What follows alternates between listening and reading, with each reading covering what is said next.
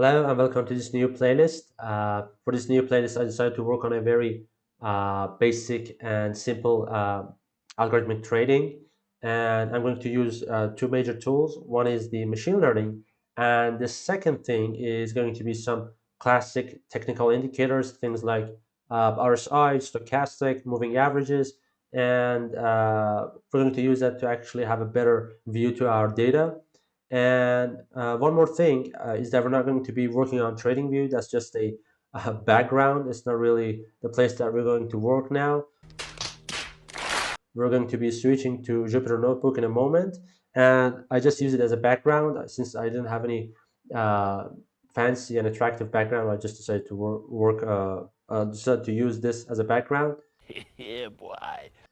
And we're going to actually use CSV file of the previous prices of data, and we're going to actually use currency pairs. Since I didn't test the model on currency pairs, I'm really curious to see the result on the currency pairs, and I'm going to use three currency pairs.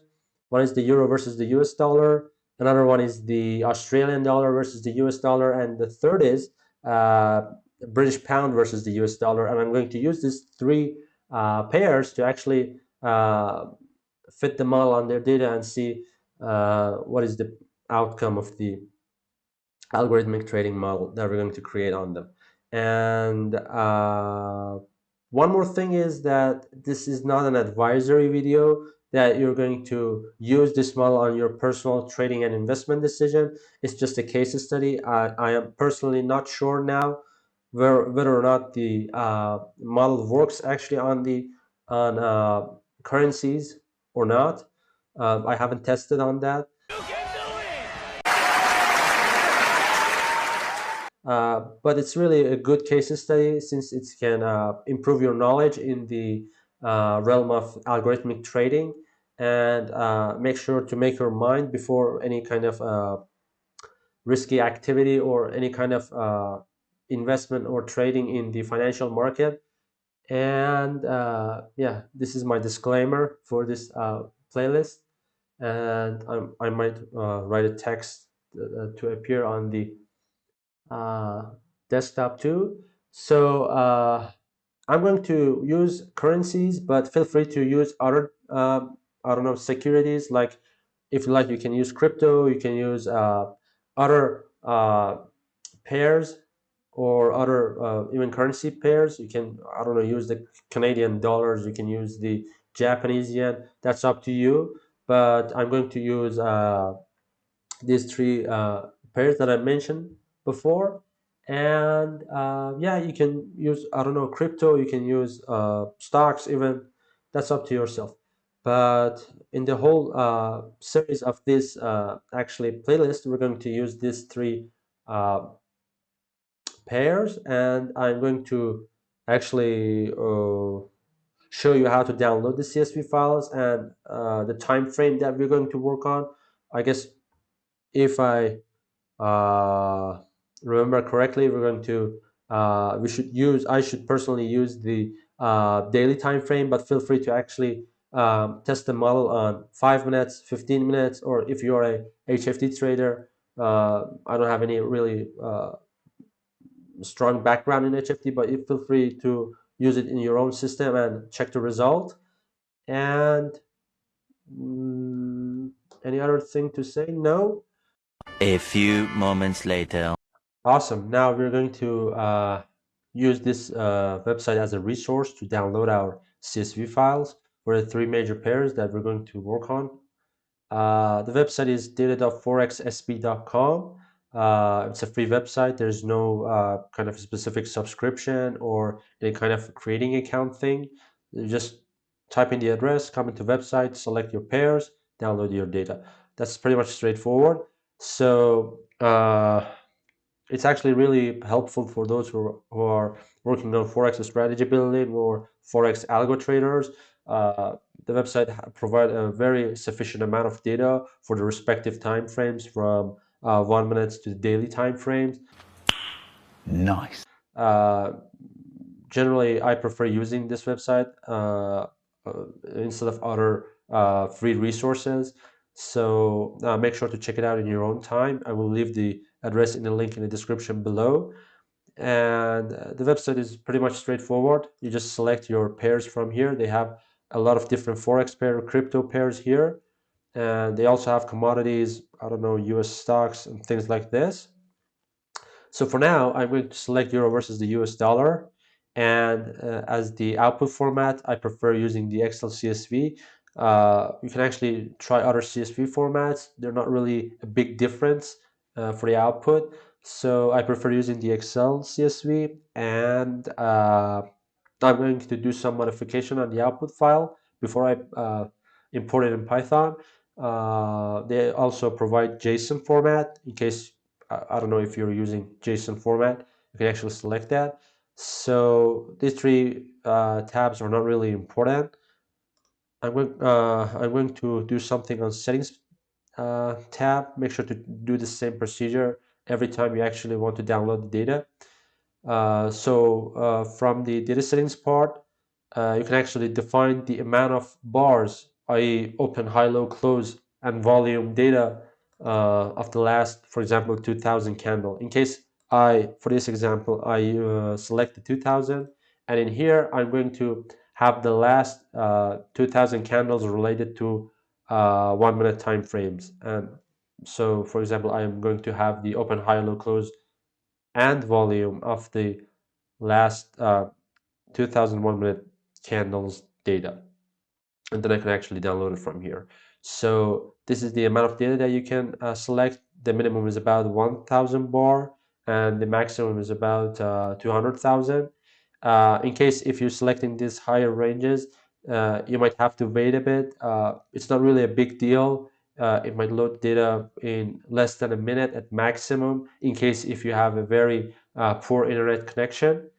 And I'm going to leave this as 2000 because I'm going to use daily time frame. Uh, but in case if you like to use lower time frames, you can actually modify and select it on other things. I'm going to actually select this 2000.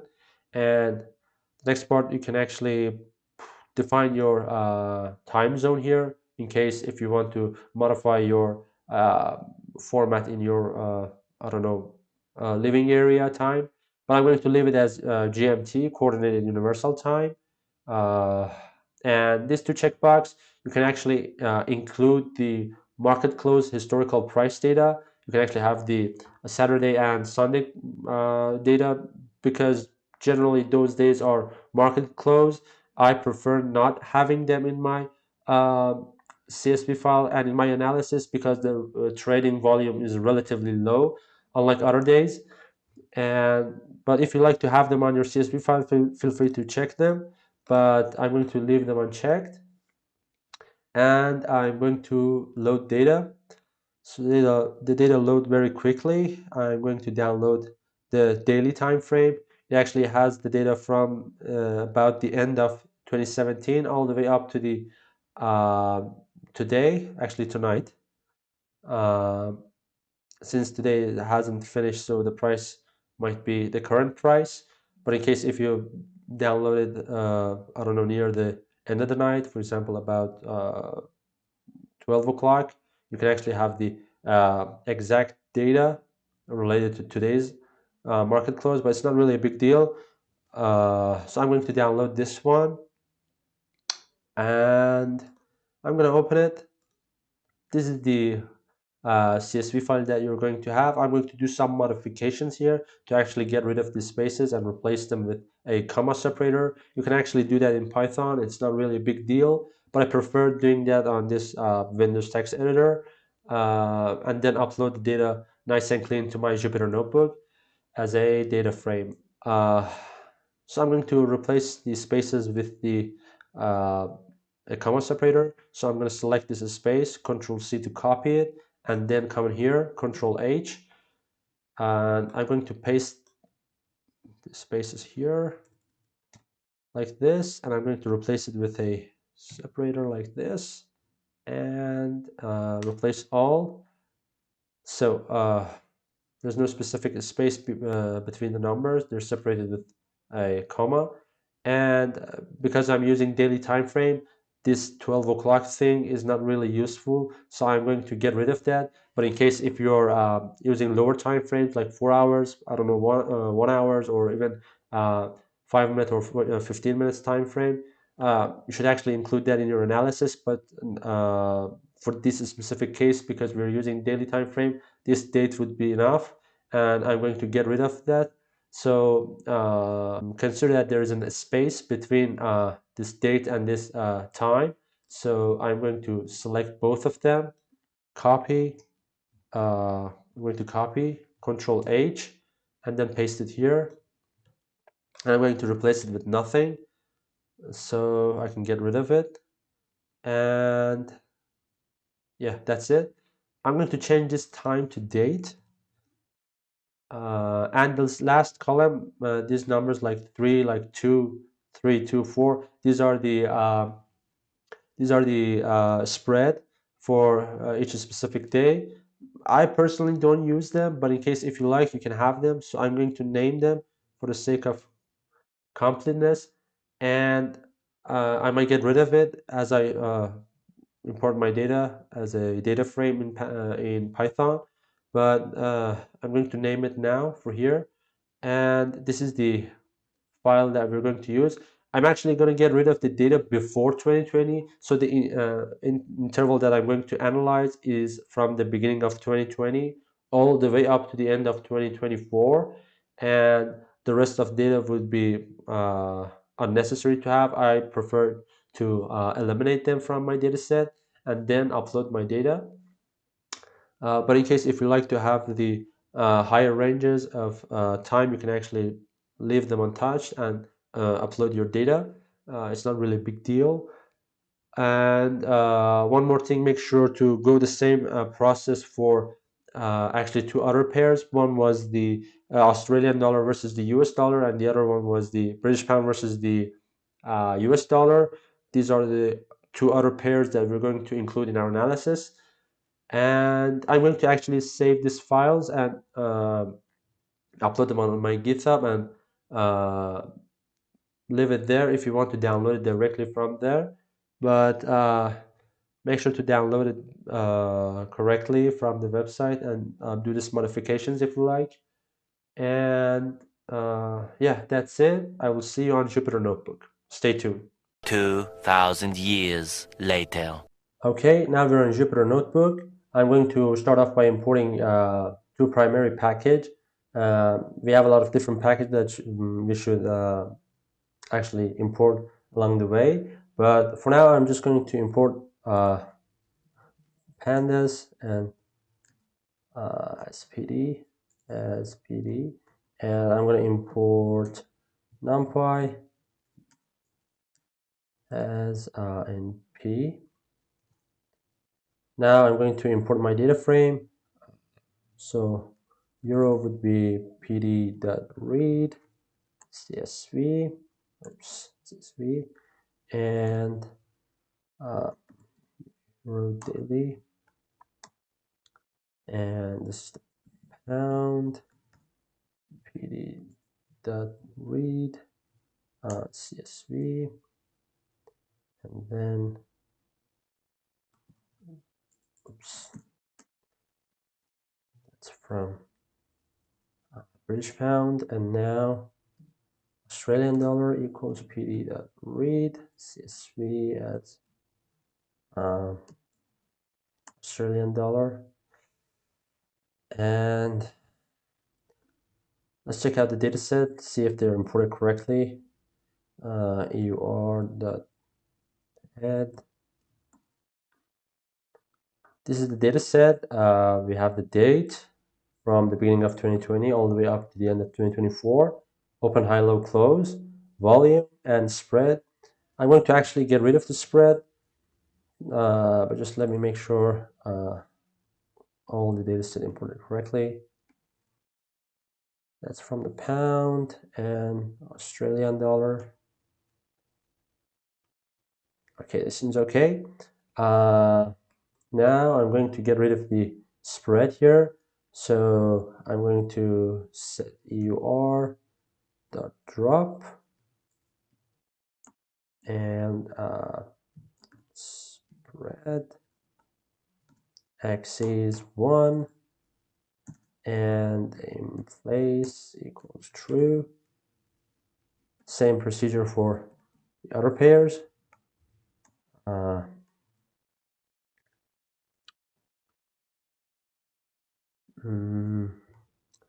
We should change this to pound, British pound, and this one shall be Australian dollar.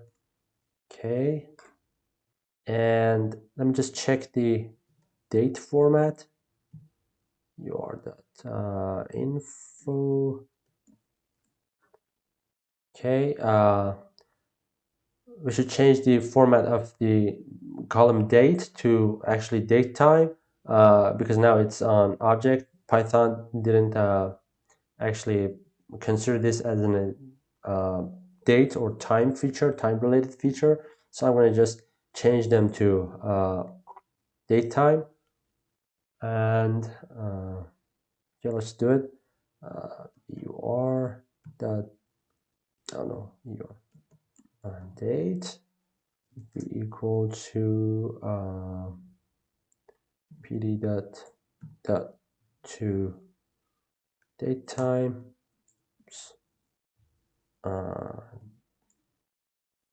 UR date, and it's going to be the same for British pound and Australian dollar, and that's it. Now if we try again, .info. Yes, that's okay now. Change to date time. And there's also one more thing that we should consider for future construction. Okay, for the last part of this video, I'm going to explain something which I think worth mentioning before the end of this video. Here it comes. Almost there. So imagine this is our data set. We actually combine two Forex pairs, two currencies pair. Symbol number 1 represents the euro versus the US dollar, and symbol number 2 represents the British pound versus the US dollar. And we actually combine these two historical price data together as one single data frame. And we're going to actually calculate a moving average now on this data set because for the next videos we are actually going to be making some classic technical indicators, and that could be an issue, and mostly people have these issues in their analysis when they're dealing with these data sets. I don't actually gonna concat data set. I separately calculate the different indicators on them. And I should mention that here, in case, for example, if you are going to calculate a moving average on this data, Python start creating moving averages record by record. It's coming down, coming down, coming down, all the way till the end of the euro versus the US dollar. And at the end, by starting to calculate new moving averages for British pound versus the US dollar, it actually used previous data, which is the data related to the euro versus the US dollar, to actually calculate the moving averages for the next label. It doesn't really care about this feature here. So I decided to actually not concat the data together to avoid this miscalculation. I actually didn't consider this and create the model, and at the middle I start to understand that this is not a good idea to actually concat the data together. I am the one, the way your son don't. And this is the thing that I think it's worth mentioning here. And I'm going to actually separate the three data sets and work separately on them to actually show you which one is better, and we could analyze it at the same time. And yeah, that's it. There's nothing else to mention. we're going to start off by creating different classic indicators to actually as a kind of feature construction, as a kind of feature engineering in the next video. And we're going to calculate and create RSI. We're going to create stochastic, and I guess we're going to create moving averages. And yeah, that's for this video. And I see you soon in the next video. Stay tuned.